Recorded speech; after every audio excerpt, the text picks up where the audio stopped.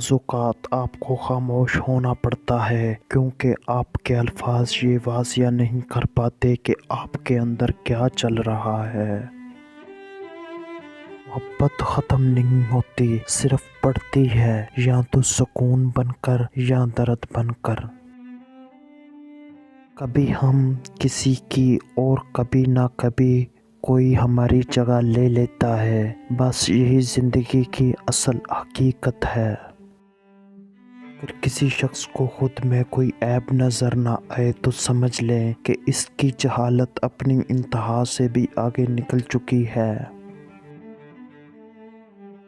ہر وہ شخص آپ کا دشمن ہے جو آگے بڑھنے سے آپ کو ڈراتا ہے۔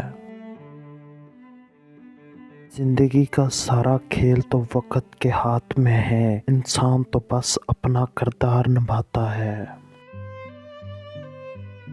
انسان کی آدھی خوبصورتی اس کی زبان اور آدھی خوبصورتی اس کی خاموشی میں ہے۔